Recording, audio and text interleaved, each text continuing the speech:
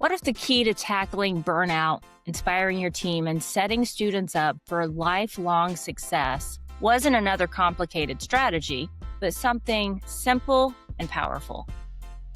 Joy. Welcome to the Lead with Hope podcast, where we explore the power of habits, optimism, purpose, and excellence in leadership and in life.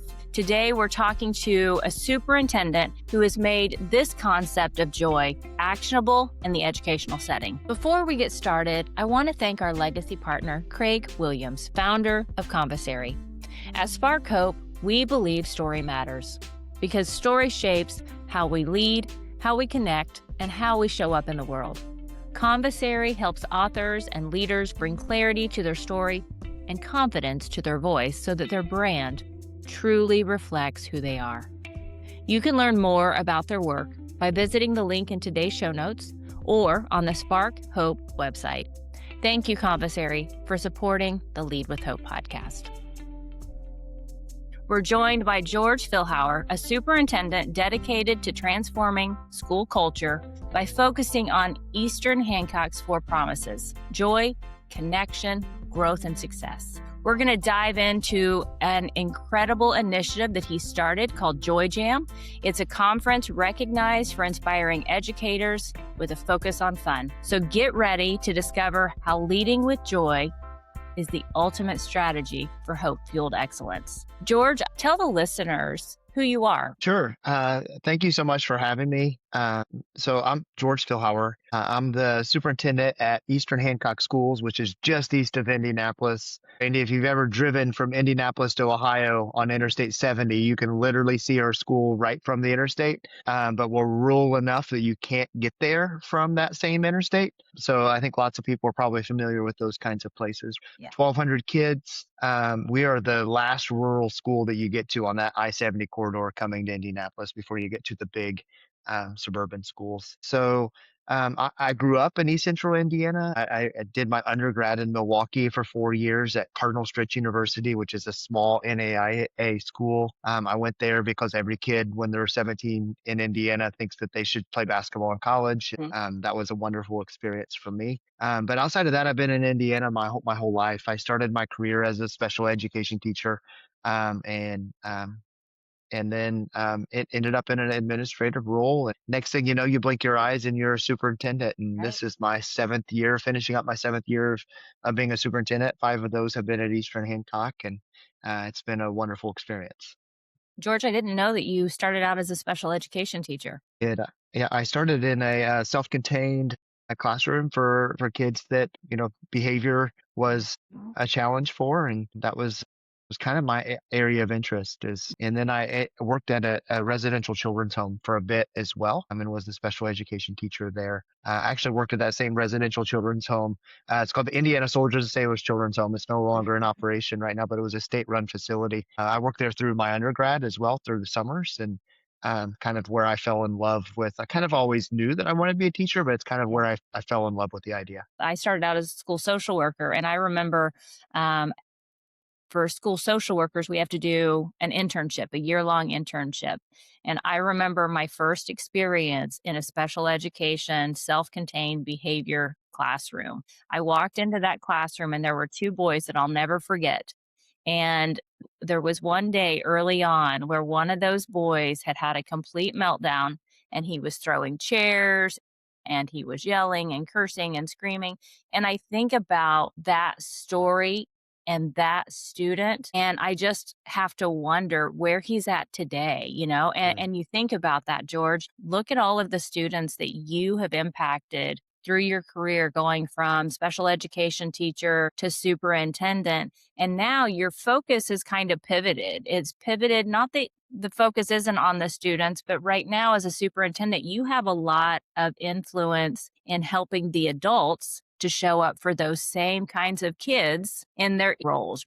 Yep, that's exactly right. And we think that if you just watch the news and just let gravity of the work that we're doing pull us wherever it's going to pull us, we're not going to get to a place where people enjoy doing what they're doing. So if we're going to get to a place of joy, it's got to be something that we are very intentional about. Absolutely. And, here in Illinois, The pipeline is shrinking. There's not as many people going into education, and the teachers, there's less going into administration. So that means there's less going into the superintendency. Can you talk to us a little bit about your Yeah, current reality with that? yeah, it's similar. We're fortunate at Eastern Hancock to be a place that right now we get applicants, but it's certainly, I think it's a nationwide challenge. We've got a couple of challenges. One is kind of what we're here to talk about, bringing joy back to the profession. And I think as part of that, it's a profession that needs some reprofessionalization, if that makes sense. I think Yeah. once upon a time we combined education and childcare into the Mhm. same job, and I think that makes it really challenging to think about, like, what's the profession? Like, what's the part of the job that requires the professional? And too often we simplify causing learning and recognizing learning. And you see it really clearly when you're in circumstances where it's really hard, and when you're with somebody who's having a challenge getting someone to learn something, and then you see the expert come in and do that. But I think we have an opportunity to figure out what it might look like to just put some professionalism back into that profession, like, and really acknowledge the expertise that is required for teaching. Because teaching is not an easy job, and I think it's getting harder all the time. Post pandemic, our society, our reality has changed drastically. And I love a quote by Winston Churchill: never let a good crisis go to waste. And so we have an opportunity now to take what has happened in our world and to create something purposeful or something good out of that crisis. And it's kind of what you've done with Joy Jam. So, talk to us a little bit about what sparked this idea in your mind and how Joy Jam came to be a reality. Sure. So I'll start. I'll rewind just a little bit prior to that. Even when I interviewed for the job at Eastern Hancock 5 years ago, I knew that the board was very interested in having someone who would come in and lead the work of developing a strategic plan. So we hit the ground running, starting to think about, like, what should that look like at Eastern Hancock. And we landed on four things that we initially called principles, and we decided a year later to call them promises, just because, if something's a priority or a principle, like, I might prioritize it, but sometimes I don't prioritize all the things that I should. But if I promise you something, then it's my job to deliver on that promise. And those four things are joy, connection, growth, and success. And we talk about those things in order. And we say that it's not order because one's necessarily more important than the other, but they're kind of gateways to the next one. So, like, joy for one is our promise that we're going to be really intentional about making school the kind of place that kids and teachers both would look forward to coming to. Mhm. And too often we think we talk about school kind of like we talk about, like, to talk to kids about eating their vegetables, Mhm. that, like, it's going to be pretty miserable. Yeah. You might not like it at first, but eventually you'll appreciate it, and trust us, it's good for you. And I don't think that's good enough. Education's too important to leave to that. And like I said earlier, the gravity of what's happening isn't necessarily pulling us towards joy. So if we're going to get there, it's got to be something that we're really intentional about. And we think about joy in, like, layers of joy. Mm. I heard a podcast this morning where Brene Brown was talking about joy being the highest level of, like, being willing to accept joy is one of the most vulnerable things you can do. Yeah. And so that goes hand in hand with what we talk about, like, the layers of joy. Dan Heath wrote a book called The Power of Moments. And so we really, like, we embrace that. We try to figure out how do we embed meaningful moments, magical moments into the learning experience for kids. Sometimes, we have an ice cream machine, and sometimes that's ice cream on a Friday, something silly and whimsical, but other times it's something more meaningful. We know we've got kids that don't get to celebrate their birthdays like they should. So we do everybody's birthday day, where every kid walks in and we're like kind of over the top silly about it. We pretend like it's 1,200 of their birthdays. They each get a small birthday present and a birthday cake. And also, we believe that joy has an impact on learning as well. Emotion cements learning. So how kids feel about what they're learning is as important, if not more important, as the stuff that they're learning. And too often kids get home and they talk to their parents, and parents ask them, "What'd you learn at school today?" And they say either "I don't remember" or "I don't know" or "nothing." And I think they're not lying. I think that like they literally just don't remember. And it's kind of like me and you, if you take the same trip to work every day, like in your car, Mhm. how many Yeah. times have you got home and you don't remember getting there? Like, and it's because your brain has an agreement with the rest of you that says, hey, I'll put this on autopilot. You Hmm. think about lesson plans or whatever else, like your to-do list for tomorrow, and I'll get us home safely. Too often our kids are going throughout the school day on autopilot because it's 180 days of the same exact routine. However, if you're driving home and a deer jumps out in front of you or something crazy happens, you're going to remember that. So we Right. try to think about how do we make a deer jump out in front of kids while they're learning as many times as possible. Hmm. So an example is in fifth grade, kids are learning about Paul Revere. And instead of just learning about him in the textbook, we find a high school kid who has a horse. We dress her up to look like Paul Revere, and she runs past the classroom screaming, "The British are coming." So that's Yeah. an anchoring experience that those kids will remember. We also think about joy as an invitation. So our best hope is that the kids will like us enough to take a step closer.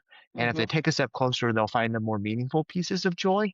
And we think that those live in those other three promises. So promise number two is connection. Hmm. So connection's just the idea that we want our kids to feel known by name, strength, interests, future hopes and dreams and needs. And the most important word in that sentence is feel, because, I could know a lot of things about you, but if you don't feel known, then who cares? And we also think that that's a lever for learning as well. The more I know about you, the better I can teach you. And also, if you feel known, you're willing to be a little more vulnerable. And there's vulnerability required in learning because for me to learn something new, I first have to be willing to admit that I don't already know the thing. So, like that connection piece for us is really important. And then, third for us, we call growth. And it's just the idea that we want our kids to learn new things every day that they will remember. And that sounds really simple unless you've ever tried to teach anything.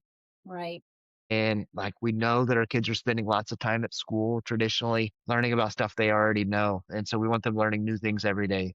And then that last part is that they will remember. And that's just because like we've all taken a test at 2 o'clock that we couldn't pass at 3:30. And we want to make sure that we're giving kids learning experiences that are real and that they remember.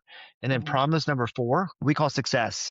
And it's Hmm. just a reminder that academic proficiency is really, really important. And that's not our whole job. Our job is to make sure we've got our kids prepared so that they're excited about and ready for the Monday after graduation. Wherever they're going next, we want to make sure that that is a smooth step for them. And, that looks at the high school level a lot like blurring the lines between what they're currently doing and what they might do next. And yeah, lots of work-based learning experiences and those kind of things. So all that to say, that promise number one is joy. And Hmm. we believe that joy is so important that we decided that we should have a conference around it. And we do a summer conference. A lot of our teachers at Eastern Hancock come, but it's open to everybody. So we have people from all over the country that come to Joy Jam. The cost is pretty reasonable because it's free Yeah. and we don't charge anybody to come. We think joy should be free. And the primary audience is teachers, but we have lots of principals and superintendents that come. Actually, this year we've got a superintendent roundtable that's happening as kind of a conference within the conference that we're super excited about. But at Joy Jam, we bring incredible speakers in, give teachers lots of time for collaboration and talking to people who teach the same things. But also what makes Joy Jam a little special is we it's called Joy Jam, so we're going to have some joy there. So when you register, you tell us what your favorite candy and snacks are, and we're going to Hmm. make sure that we have those things at the conference for you. We're in the middle of nowhere kind of, so we'll have a Starbucks like coffee shop where you can go get some free coffee every morning. We'll have all kinds of other things that are free. So things we've done in the past, we've had a puppy room and because people like puppies, that brings them joy. We've had a petting zoo. Last year we partnered with the Cincinnati Circus. Circus performers were walking around teaching people how to juggle and make balloon art. But it's an incredible conference and something we look forward to all year. Yeah, and I love the fact that you have taken your strategic plan and you have extended that to impact the adults so that they can take that joy back to the classrooms. We started out talking a little bit about the fact that you were a special ed teacher. You started in a self contained behavior classroom. I think sometimes when we face adversity and when we see the hardest moments in life, it helps us to appreciate the joy just a little bit more. It helps us to understand that we need joy in this journey to help us to fuel the hope and the purpose that grounds us. in the incredibly important work that we're doing. So I love the fact that you have blended your strategic plan and you've extended it to provide this conference for educators across the nation. Yeah, so we try to make it bigger and better every year, but when you've partnered with the circus, it that gets to be a little challenging. But the feedback every year has been incredible, and also it's fun for our people. We get to we've got an incredible building, and we're pretty proud of the work we do. So it's a great opportunity for us every summer to show off all the incredible stuff happening at Eastern Hancock too. I think this is a conference that you want the attendees to take something away and for it not to just be a one-day event. Let's pause for just a moment because I want to tell you about a partner who truly aligns with the heart of this podcast, Conversary. Here on Lead with Hope, we talk a lot about clarity of purpose, clarity of voice, and clarity of direction. And that's exactly where Conversary comes in. They help leaders, educators, and change makers uncover the story behind their work and share it in a way that feels honest, meaningful, and deeply aligned with who they are. If you've ever felt the nudge to write a book, refine your message, or build a brand that actually reflects your values, not just your resume, Conversary doesn't rush you or box you in. They walk alongside you, helping you shape your story with intention and integrity. You can learn more by clicking their link in the show notes or visiting them through the Spark Hope website.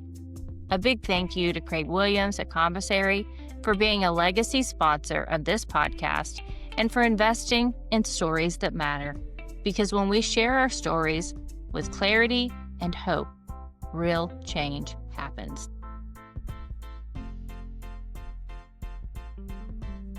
So talk to me a little bit about the testimonials, the feedback that you've received about this conference and how it has affected the leadership, the lives of the people that have attended. Yeah, so we do a post-conference survey every year, and the results are always really good. And it feels like there's kind of two things that Joy Jam probably does for people. One is it fills the cup. Educators getting ready to go back to school. In Indiana, we go back to school early August, late July, sometimes even. So mid-July is when Joy Jam is. And the timing is, you've had enough time to kind of take a breath after one school year's ended. Right. I don't know how most people are, but, by the time 4th of July starts, like we get 4th of July over, I'm ready to go. Right. So it fills the cup and kind of gives you some inspiration. I think part of that, it also, people that show up to a conference called Joy Jam, like aren't the people who sit in the back row and complain about whatever the speaker says. So there's some connection that happens there. You kind of get to feel like, hey, I'm not the only one that think that this job that we're doing should be fun. So I know that there's been connections made at Joy Jam that span beyond the conference itself, which I think is incredibly beneficial. But we also, like, in addition to that, we provide some great substance, and we try to make sure that it's not just fun, because that superficial joy wears off, and I think people stop showing up for that. But if there's substance behind it, then I think that's what people continue to come back for. Like you said, after July 4th hits, it's time to go. It's go Yep. time.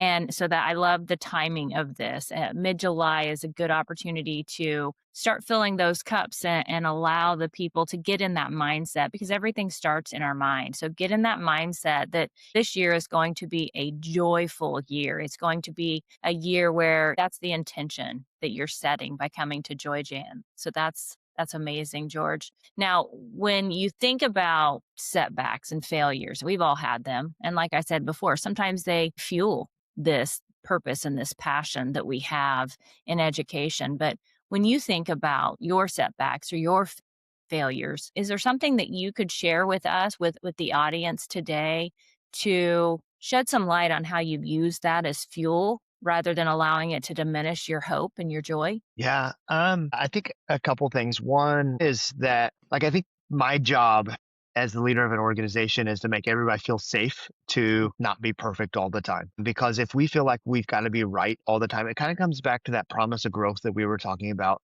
if the research says that kids on average are spending 60% of their time at school learning about stuff that they already know, which Mhm. means that kids are waking up, getting ready to go to school, thinking about how they can show that they already know a bunch of stuff more than Mhm. they're thinking about how they can learn new stuff.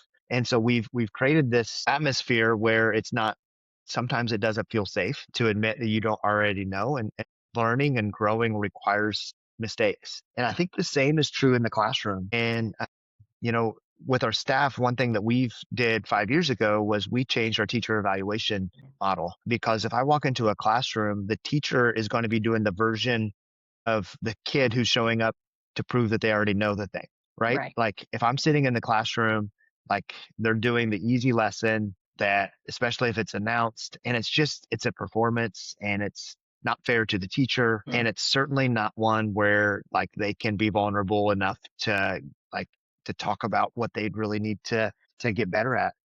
So at Eastern Hancock, nobody ever gets a point after somebody visits their classroom. Like that Mhm. never ever happens. Our teacher evaluation model is built on the idea that they're going to sit down with their administrator every fall, talk about the areas that they're truly going to work to get better at, and then they're Mhm. going to create a plan. And all of our classroom observations are learning walks. Like they're literally just us going into classroom to learn about not just who needs help in what areas, but also who are shining stars. And we try to go to those teachers' classrooms more than any others. And because the last thing the kindergarten teacher needs is me to give them advice.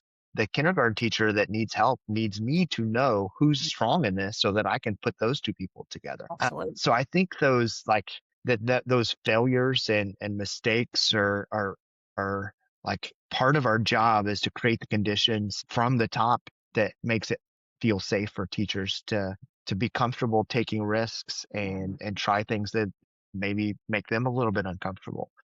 For me personally, as I think about why I do the work that I do, school was hard for me growing up. I was probably the kid that like the science of reading missed.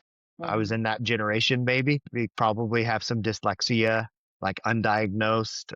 Still, even like if we're sitting in a room tomorrow and we're taking turns reading, going around the circle, Mhm. I've got a doctorate, but I'm probably going to find a way to be in the bathroom when it's my turn to read. And so, like, from a young age, learning special literacy was a challenge for me. It was such a challenge that I got to do sixth grade twice, and getting to do that, I was old enough that I kind of could see behind the curtain a little bit. Like the right answers are the ones that are old, and like I remember doing this last year. I bet tomorrow we're going to do, and it kind of gave me, when you're 12, you don't think about all of this, but like in hindsight, it kind of gave me like the, it gave me the information I need to understand that like there's this silly game we're playing and we're calling Mhm. it school a little bit. And it probably like as I went through my college experience and my professional experience, probably has fueled my energy to start to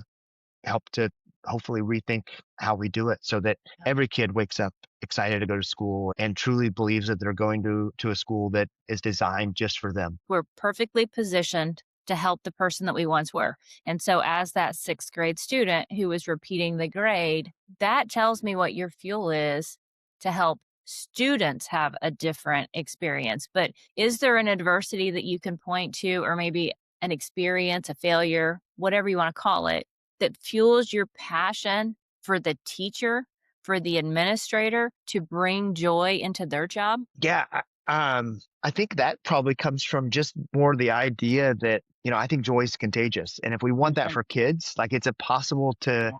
ask somebody who does not like their job to create that kind of environment for kids. Like it's Right. just, it can't happen. And, as you talk to teachers, like there are lots of things to complain about, but really I think it's the best job in the world is educating kids. But if the dominating conversation is the one about how like there are so many hard things about the job that Mhm. would take up all the airspace if we let it. So we've got to spend time also thinking about all the incredible pieces of it Mhm. as well. 100%. And I think today in our schools, in our society, and maybe it's the influence of social media, I'm not sure where it comes from, but there is so much negativity, people going to Facebook or to different social media channels and just airing their complaints. Joy is absolutely contagious, and there's no better time than now to start infusing our schools with more joy.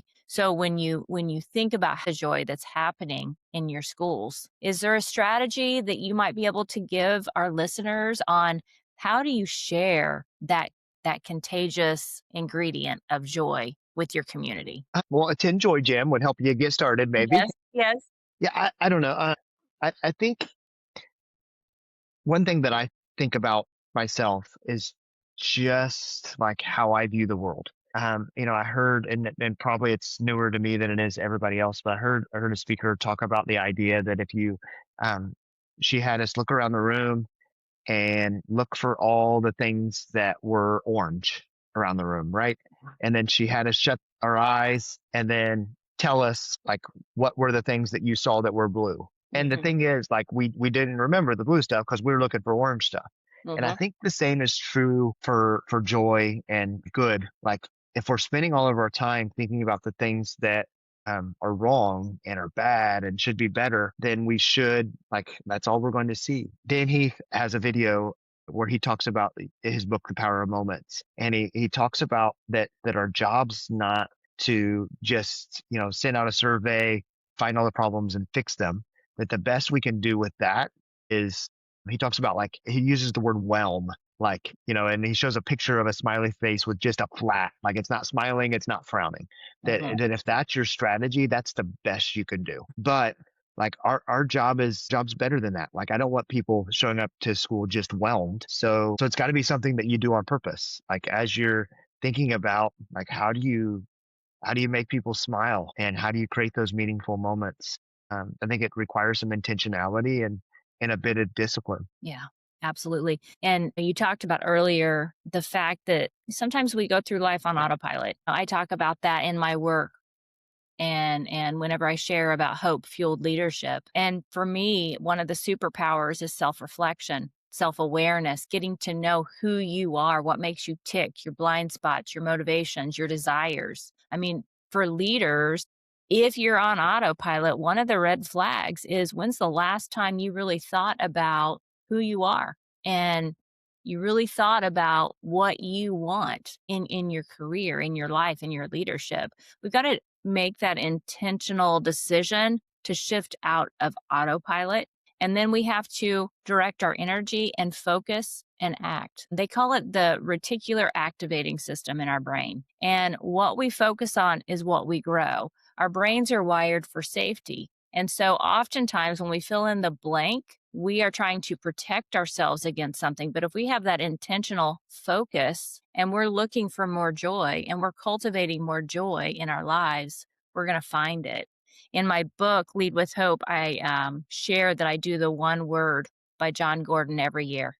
My word this year is love, and it goes right in line with your four promises, specifically joy and connection. And when we are leading from our heart and we are truly loving the people that we lead, it's easier to find that joy and that connection. So we've got to shift out of autopilot. We've got to focus on what we want to grow in our lives. And the third thing that I'll say to those listening today is attend Joy Jam to begin to shift out of autopilot and to find a focus that is going to bring you joy. So, if somebody wants to learn more about Joy Jam, or maybe they just want to sign up, they've just decided listening to this podcast, they want more joy, they want more connection, they want to grow and succeed. How would they sign up, George? Yeah.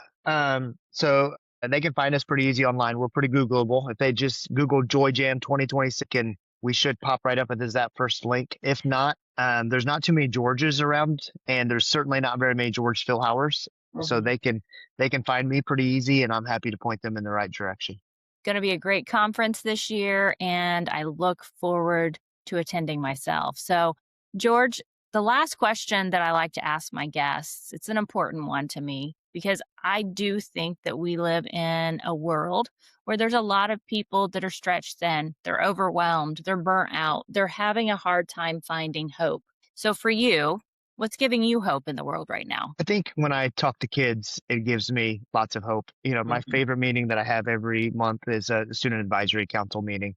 It's a group of high school kids that just we've convinced to tell us the truth about their high school experience and how we can make it better. And when I talk to those kids, I hear the brilliance and the plans they have for their future, and it gives me lots of hope for not just right now, but for the future. It drives me crazy when I hear people talk about kids these days, and I just think kids these days are dealing with things that I could not even imagine when I was growing up, and I think that they are incredible, and it certainly gives me hope. Yeah, our kids have so much resilience, and I 100% agree with you. When I was a principal, if I was having a bad day, I'd go to the lunchroom and I'd just Yeah. hang out in the lunchroom. I mean, it was one of the noisiest, most energy filled spaces in our school, but it helped me to refocus and it helped me to remember what was truly important. And it's the kids having the conversations with them. And I love that that's what's bringing you hope in the world right now. So, George, is there any last words that you want to share with the listeners before we wrap up today? Yeah, I'd love to see you all at Joy Jam. It's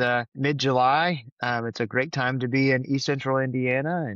And again, if anybody has any questions, it's I'm a pretty easy person to find. Awesome. And I'll put the links in the show notes. So reach out, sign up for Joy Jam.